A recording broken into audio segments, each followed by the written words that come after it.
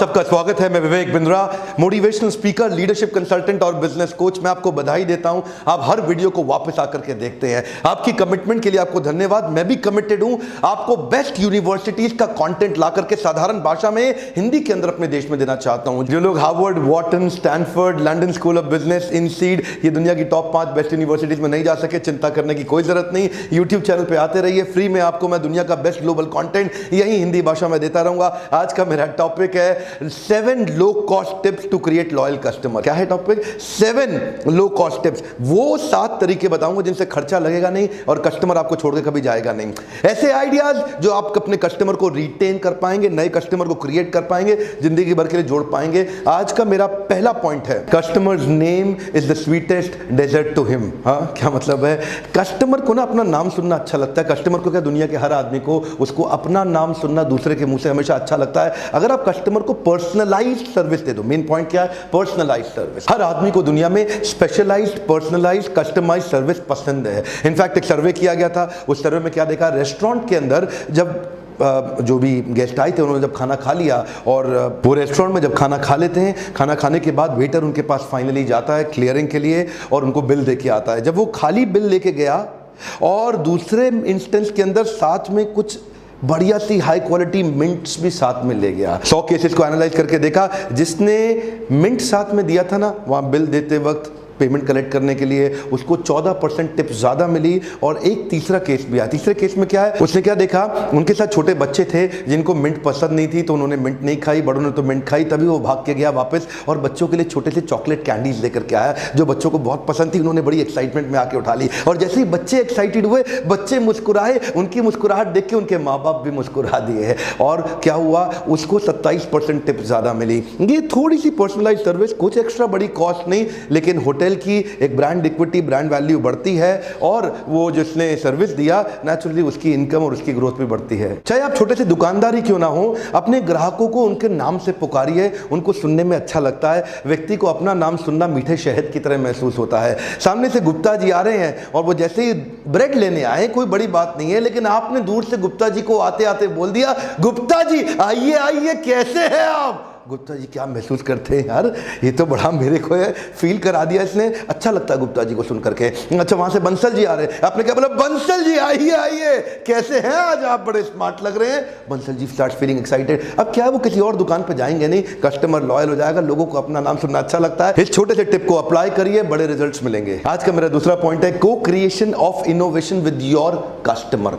देखिए, इसमें 2 बातें बड़ी महत्वपूर्ण है। इनोवेशन अकेले नहीं करना, इनोवेशन का को क्रिएशन करना है। क्या करना है? को क्रिएशन, यानी कि जो भी आप बना रहे हैं, जो भी प्रोडक्ट और सर्विसेज में अपने चेंजेस लाने वाले हैं, आप उसको को क्रिएट करिए अपने कस्टमर के साथ। यानी कि कस्टमर के फीडबैक्स बहुत लीजिए, कस्टमर को ऐसा महसूस कराइए कि वो और आप मिलकर के इसको बना रहे हैं। इस मॉडल को बोलते हैं ABCDE मॉडल। इस पर मैंने एक वीडियो पहले बनाया हुआ है। ABCDE मॉडल क्या है? Analyse, brainstorm, create. क्रिएट का मतलब है को क्रिएट, डिलीवर एंड इवैल्यूएट। इसमें सारे के सारे स्टेप कस्टमर के साथ ही करने हैं। कस्टमर को क्या चाहिए उसके साथ मिलकर एनालाइज करिए, कस्टमर की एक्चुअल जरूरत फाइनल क्या है उसके साथ मिलकर ब्रेनस्टॉर्म करिए। अब कस्टमर के लिए जो हमने डिजाइन किया प्रोडक्ट, उसको को क्रिएट करिए, उसको लगे कि भाई मैं साथ में मिलकर बना रहा हूं। देखिए, सबवेज के सफल होने का कारण एक ये भी था क्योंकि सबवेज में कंज्यूमर आके को क्रिएट करता है सामने कि भाई इतना तो मेयोनेज डाल दो, इतनी मस्टर्ड सॉस डाल दो, इतनी हनी मस्टर्ड डाल दो, इतने मुझे आप साथ में टोबैस्को थोड़ा ऐड। तो जो भी आप सबवेज में बनाते हैं वो को क्रिएशन जो है ना, कस्टमर को एम्पावर्ड महसूस कराता है। कस्टमर को लगता है मैंने खुद बनवाया है। वही सबवे का सैंडविच अगर उसके बाद टेस्ट में अच्छा नहीं बनता तो कस्टमर बुरा नहीं मानता, क्योंकि कस्टमर को पता है उसने खुद ही बनाया है। देखिए, इसमें 2 बातें मैं LHS RHS में आपको समझाता हूं। एक क्या है? एक है मैन्युफैक्चरर लेड इनोवेशन और एक है यूजर लेड इनोवेशन। देखिए, 3M नाम की one of the most popular multinational corporations, उसने क्या किया, उसने प्रोडक्ट जब अपना बनाया, उसने जब इसको खुद से एक प्रोडक्ट को इनोवेट किया, अपने आइडियाज इंप्लीमेंट किए, अपने एम्प्लॉइज की आइडियाज इंप्लीमेंट करिए और उस प्रोडक्ट को फाइनल बना करके मार्केट में बेचा। वो हो गया हमारा लेफ्ट हैंड साइड। और राइट हैंड साइड क्या है? User lead innovation. 3M ने एक और प्रोडक्ट बनाया, एक और टीम बनाई और ये वाला जो प्रोडक्ट था ये कस्टमर के साथ मिलकर बनाया। उसके घर में जाकर के देखा वो कैसे यूज़ करता है, कस्टमर यूज़ करने के तरीके को देखा, उसके फीडबैक्स लिए, उसके आइडियाज़ लिए, उसके सिग्नल्स को पकड़े और उसके साथ मिलकर के उसके आइडियाज़ को जॉइंट करके फिर इनोवेट किया। ये दोनों के अंदर फ़र्क यह है कि दोनों प्रोडक्ट्स में ये सिमिलर नीड के प्रोडक्ट्स थे, लेकिन ये दोनों प्रोडक्ट में पहला प्रोडक्ट बिका केवल $19 मिलियन और दूसरा बिका लगभग $150 मिलियन। ये अगले 5 साल के अंदर इसका रेवेन्यू इससे बहुत ज्यादा हो गया। क्यों ज्यादा हो गया? बड़ा सिंपल है जी, कस्टमर को लगता है कि उसने मिलकर बनाया, कस्टमर की एक्सेप्टेबिलिटी बढ़ जाती है और आपके बनाने में सफलता के चांसेस भी बढ़ जाते हैं। तीसरा मेरा पॉइंट है, customers love loyalty program if you make it easy for them. बड़ा एक्साइटिंग पॉइंट है कि कस्टमर को ना लॉयल्टी प्रोग्राम अच्छा लगता है, कस्टमर वापस आने को तैयार है, लेकिन अगर तभी तैयार होगा अगर आप उसको ऐसा कुछ प्रोग्राम बना के दो लॉयल्टी का, उसके वापस आने का ऐसा कारण दो जिसको देख के वो वापस आ ही जाए। इजी कर दो, उसके लिए आसान कर दो, उसके लिए एक्साइटिंग कर दो अपना लॉयल्टी प्रोग्राम, वो वापस आ जाएगा। देखिए 2 प्रकार के बेनिफिट आप दे सकते हैं, एक फाइनेंशियल बेनिफिट, एक इमोशनल बेनिफिट। ये जो इमोशनल बेनिफिट है ये साइकोलॉजिकल बेनिफिट है, ये थोड़ा अलग काम करता है। देखिए मान लीजिए आपके पास 3 कैटेगरी है, हाँ, एक क्या है, रूबी, एमराल्ड और डायमंड।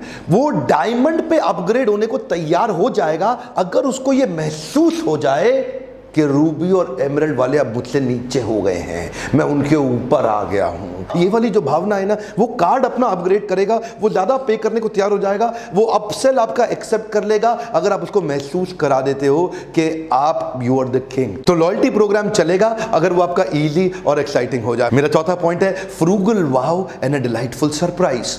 ये बड़ा कमाल का है, इसमें ना पैसा नहीं लगता, लेकिन एक छोटा सा, सीमिंगली छोटा सा ऐसा एक्शन ले लिया जिससे सामने वाले को बड़ा डिलाइट क्रिएट हो गया। वाव, ये जो वाव है ना, ये उनके मुंह से कैसे निकल जाए, ये मेरा आपसे क्वेश्चन। देखिए एक बात बताएं, you don't need financial wow, you need frequent wow. इसका मतलब क्या हुआ? फाइनेंशियल वाव का मतलब बहुत पैसा नहीं खर्च करना वाव क्रिएट करने के लिए, छोटे छोटे वाव की फ्रीक्वेंसी बढ़ानी है, बार बार छोटे छोटे वाव्स क्रिएट हो जाए। ऐसा कुछ बहुत बड़ा खर्चा नहीं करना। मान लीजिए आप किसी B2B प्रोजेक्ट में एक इंपॉर्टेंट कस्टमर के साथ घंटों उसके साथ में बैठ के काम कर रहे हैं और लगे लगे बहुत देर हो गई, तभी आपने साइड में मोबाइल खोला अपना, एक और मोबाइल पे ऐप पे आपने उसके लिए पिज्जा बुक किया, उसके घर का और एड्रेस डाल दिया, और आधे घंटे के बाद काम अभी भी चल रहा है लेकिन उसके घर में घंटी बजी जो आपको फोन पे सुनाई पड़ी। आपने उसको क्या बोला?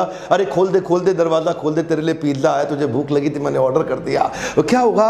वो सोचेगा यार मैं तो काम में लगा था, ये भी काम में लगा था और साथ साथ इसने मेरे लिए पिज्जा भी बुक कर दिया। अब क्या लगे तो आपके दोस्तों, लेकिन ये जो वाव आएगा ना, ये जीवन भर याद रहेगा।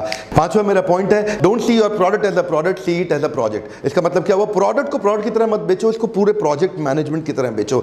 याद रखिए प्रोजेक्ट मैनेजमेंट के 3 पिलर होते हैं। एक पिलर होता है स्कोप पिलर, दूसरा होता है टाइम पिलर, तीसरा होता है कॉस्ट पिलर। यानी कि जो भी आप माल बेच रहे हैं, एक तो उसमें स्कोप का मतलब क्या हुआ? उसके डिलीवरेबल्स क्या होंगे, उसके स्पेसिफिकेशंस क्या होंगे, उसके ऑब्जेक्टिव्स क्या होंगे, एक्सक्लूजन क्या होंगे, कंस्ट्रेंट क्या होंगे, कैरेक्टरिस्टिक्स क्या होंगे। यानी कि मोटा मोटा स्कोप ये डिफाइन करेगा कि आपके प्रोडक्ट में आप उन्हें देंगे क्या। अब देखिए स्कोप के अंदर क्या आप उनको अंडर कमिट ओवर डिलीवर कर सकते हैं किसी प्रकार से, जो बोला उससे थोड़ा एक्स्ट्रा ज्यादा दे सकते हैं क्या। दूसरा है टाइम गोल। ये जो टाइम का जो पिलर है, आप किसी प्रकार से जो टाइम लाइन आपने सोचा है कि इतने टाइम के अंदर कंप्लीट करके आप उसको सर्विस या प्रोडक्ट या प्रोजेक्ट डिलीवर करके देंगे, क्या उससे थोड़ा पहले करके दे सकते हैं? That's an excellent thing. और तीसरा क्या है? कॉस्ट। कॉस्ट भी बड़ा इंपॉर्टेंट है। इंडिया बड़ी cost sensitive, price sensitive market है। यहाँ पे जो कॉस्ट आपने सोचा अगर उसे थोड़ा कम कर देंगे ना बाद में, और बाद में कुछ एक्स्ट्रा बेनिफिट दे देंगे, जिंदगी भर कस्टमर आपके साथ रुकेगा। 3 चीजों में देखिए आप किधर अपने कस्टमर से रिलेशन अच्छा कर सकते हैं। क्या आप स्कोप के मामले में उसको कुछ एक्स्ट्रा बेनिफिट दे सकते हैं जहां वो खुश हो जाए, क्या टाइम के मामले में या फिर कॉस्ट के मामले में। इसी प्रोजेक्ट मैनेजमेंट के 3 पिलर होते हैं। छठा मेरा पॉइंट है, create a purposeful emotional story. ये पर्पसफुल इमोशनल स्टोरी का मतलब क्या है? न्यूरो लिंग्विस्टिक प्रोग्रामिंग के हिसाब से एक इंसान को डेटा फैक्ट फिगर याद नहीं रहता, लेकिन स्टोरी उसके दिमाग में छप जाती है। स्टोरी ज्यादा देर तक छपती है। क्या आपकी सेल्स की पिच के अंदर कोई पावरफुल स्टोरी है? क्या आप एक पावरफुल स्टोरी क्रिएट कर सकते हैं? एक दिन मैं अपने ऑफिस बैठा था, एक एनजीओ से कुछ लोग आए, वो feed and educate hungry child campaign पे काम कर रहे थे। उन्होंने बोला कि कुछ ऐसे गरीब बच्चे जिनको मदद की बहुत जरूरत है, वो एक छोटे बच्चे की स्टोरी बताई कि उस बच्चे ने फटे हुए कपड़े पहने हुए थे और एक कूड़ेदान के अंदर हाथ डाला और वहां से एक सड़ा हुआ गंदा सा सेब बाहर निकाला। 80% वो सेब सड़ा हुआ था, 20% साइड पे अभी भी थोड़ा थोड़ा लाल लाल बचा। उसने उसको पोंछा और जो 20% ठीक था उसने वहीं उसको खाना शुरू कर दिया। वो बोले वो देख करके मेरा दिल पसीज गया और मुझे लगा कि ऐसे बच्चों को बहुत मदद की जरूरत है। डॉक्टर विवेक बिंद्रा, क्या आप ऐसे बच्चे की मदद करना चाहेंगे? जब उसने उसने एक ऐसी बात बताई, वो एकदम मेरे दिमाग में रजिस्टर कर गई। क्या लगता है, क्या मैं मना कर सकता हूं ऐसे बच्चे की सेवा करने के लिए? कभी नहीं। बड़ा सिंपल सा मैसेज है, जब आपकी बात को आपको कम्युनिकेट करना हो, क्या उसके पीछे एक पावरफुल स्टोरी के रूप में एक मैसेज आप दे सकते हैं। हमारे प्रधानमंत्री आदरणीय श्री नरेंद्र मोदी, नरेंद्र दामोदर दास मोदी, वो बड़े एक्सपर्ट हैं। उनके पास भी बड़ी अच्छी visionary, compelling, exciting, powerful emotional stories होती हैं। वो क्या कहते हैं, ये ब्रांड कैंपेन लॉन्च होने से पहले क्या बोला उनका पूरा ब्रांड टीम? जनता माफ नहीं करेगी कैंपेन। ये क्या था, जनता माफ नहीं करेगी कैंपेन? पिछली सरकार के अगेंस्ट उन्होंने कैंपेन लॉन्च किया, लोगों को वो स्टोरी छपने लग गई। पेट्रोल के दाम बढ़ाने वालों, जनता माफ नहीं करेगी। भ्रष्टाचार घोटाला करने वालों, जनता माफ नहीं करेगी। देखिए, अगर आपका मैसेज अच्छा भी होगा और उसके पीछे अच्छी स्टोरी नहीं होगी, लोगों को रजिस्टर नहीं होगी। और अगर मैसेज काम का नहीं है लेकिन उसके पीछे स्टोरी है, तो भी रजिस्टर हो सकती है। और सातवां पॉइंट बड़ा कमाल का, सेल एक्सपीरियंस ओवर मनी। देखिए, फोकस पैसे के डिस्काउंट पे ना करें, फोकस करें उनके एक्सपीरियंस के ऊपर। देखिए, मैं आपके सामने कुछ एड कैंपेन्स के आइडिया देता हूं। ये लोग अपने प्रोडक्ट को सेल करने की जगह एक्सपीरियंस को सेल करने की कोशिश कर रहे हैं, जिसके कारण ब्रांड रिकॉल वैल्यू बनता है। मैं सैकड़ों दे सकता हूं, कुछ 4-5 तो अभी कम से कम तुरंत दे देता हूं। जिंदगी के साथ भी, जिंदगी के बाद भी। ये किसका है जी? LIC। हर घर कुछ कहता है, come on, Asian Paints. Taste of India, ये किसका है जी? अमूल। देश का नमक, टाटा। डैश है जहां, तंदुरुस्ती है वहां, क्या? Lifebuoy. Taste the thunder, Thums Up. The complete man, Raymonds. हम में है हीरो मोटोकॉर्प। ये बहुत सारे ब्रांड्स हैं जो अपने पंच लाइन, अपनी टैग लाइन के अंदर अपने प्रोडक्ट के फीचर और बेनिफिट की बात करने की जगह एक्सपीरियंस की बात करना ज्यादा प्रेफर करते हैं। ये थे वो 7 लो कॉस्ट आइडिया जिनसे आप लॉयल कस्टमर क्रिएट कर सकते हैं। और अब फाइनली